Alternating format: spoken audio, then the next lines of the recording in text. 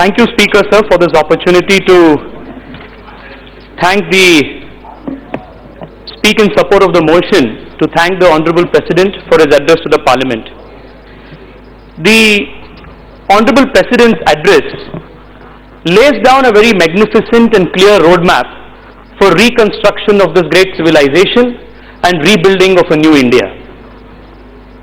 One of the characteristic traits of this government led by our Honorable Prime Minister Narendra Modi has been its insistence on solving long pending issues with a very decisive nature.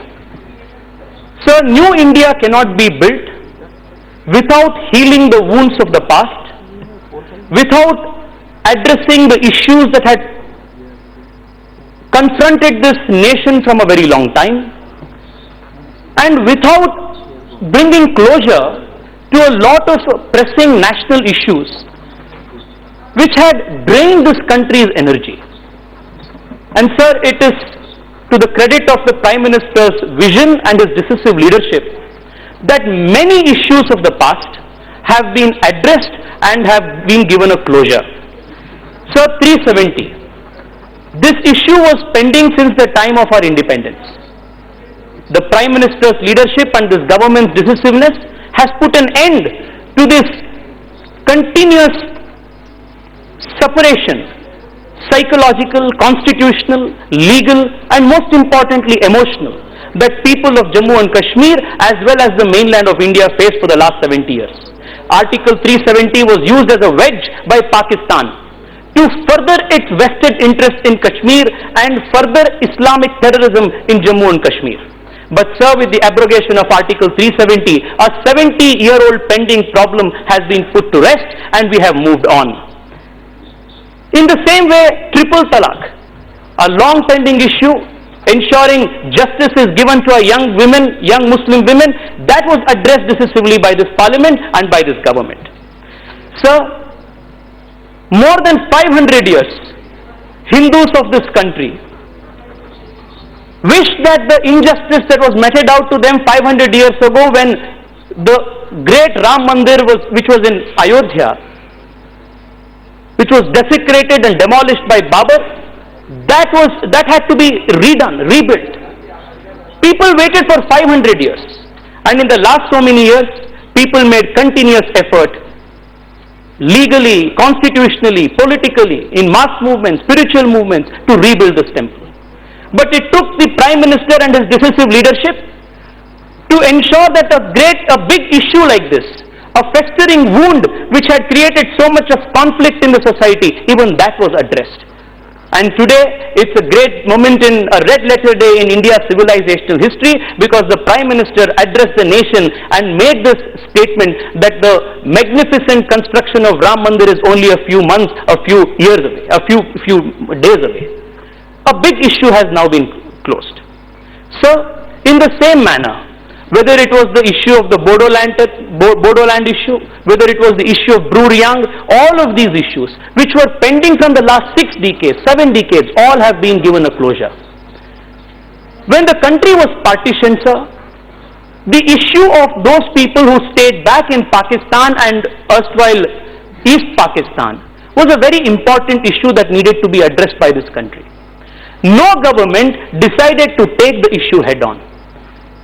From Mahatma Gandhi to Jawaharlal Nehru to even Manmohan Singh, from when he spoke in this very house and demanded citizenship rights to Sikhs and Hindus from Pakistan, all of them, irrespective of political parties, spoke in one tone and wanted justice to those refugees who came to India unable to bear the persecution, religious persecution in Pakistan. Sir, it was our government, under the leadership of Prime Minister Narendra Modi and the decisive visionary leadership of Honorable Home Minister Amit Shah ji, which passed this historic Citizenship Amendment Act to ensure that these persecuted religious minorities will be given a justice. Sir, what is extremely disappointing, what is extremely troubling, is that the opposition of this country, knowing fully well that these legislations, especially the Citizenship Amendment Act, has nothing whatsoever to do with taking away citizenship from anyone, has gone around the country, indulging in a campaign of lies, a campaign of slander, misguiding the people of this country. I want to ask all those leaders in the opposition, how will you face the next generation of this country? How will you face the young generation of this country when every single day you are on a campaign based only on untruth and lies? So what is happening today in Shaheen Bagh in Delhi is a stark reminder that if the majority of this country is not vigilant, if the patriotic Indians do not stand up to this, the days of Mughal Raj coming back and revisiting Delhi is not very far away. Sir, what is happening in Shaheen Bagh is fanatic Islamism masquerading in the garb of constitutional secularism, sir. And therefore, we must exercise vigilance to ensure that this country will be on a path of true secularism, on a path of true secularism. Sir, no, I will not yield. I will not yield, sir. Please. Sir, I will not yield. What is every single day you have been engaging in a... It will be removed the record. Yes. You are misguiding the young people of this country. So I want to ask all of you. People say the CAA is an unconstitutional bill. My question to the opposition. Sir, this year, in 2019, the members of the European Parliament visited Pakistan and came up with this report on the state of religious minorities in Pakistan. I want to ask the leaders in the opposition. This is what the report says, and I'm quoting from the European parliamentarians' report because it is because you take their word to be gospel more than the Indian leaders. Sir, Sonia, sir, wait, sir. Sonia, I want to ask all of you. Sonia, 9-year-old girl belonging to the Christian community. 9-year-old girl belonging to the Christian community. What did she have to face? She was abducted and she was raped. All of 9 years old. Come to your subject. All of 9 years old. Come to your subject. Sir, Varsha. Sir, Varsha, 12-year-old Hindu girl. She was abducted, forcefully converted, and she was killed. Sir, Monica, 11-year-old girl, Sikh community, abducted, raped, and issued death threats. What the opposition is trying to do today is to stop this 11-year-old girl, this 9-year-old girl from getting citizenship here. You are denying them justice. What you are doing, is unethical. What you are doing is unjust. What you are doing is inhuman. And this country will remember this country will remember this bigotry of this opposition. Sir, yes, sir, I also want to ask. Sir, I also want to ask. Yes. Sir, I also want to ask. Their argument is that why is it that the CAA is not giving citizenship to the Muslims of Pakistan or Bangladesh? So how can the persecutor and the persecuted both be seen on an equal footing? So Article 14 not only mandates us to treat the equals equally, but it also commands that the unequals must be treated unequally. You cannot equalize the perpetrator and the persecutor on the same footing. It will be violation of Article 14 and the fundamental principle of equality. Sir, CAA has brought closure to the issue of refugees from these two countries and has healed the wounds of partition. So what the opposition wants is the opposition does not want all of these problems to be closed. They want these wounds to continue festering so that they can continue with their vote bank politics every single day. They want their vote bank politics to continue. Whereas, sir, we want to build a new India, and we know that a new India cannot be built unless the wounds of the past are healed, the chapters are closed, and new chapters are opened. Which is why this government is a problem-solving government.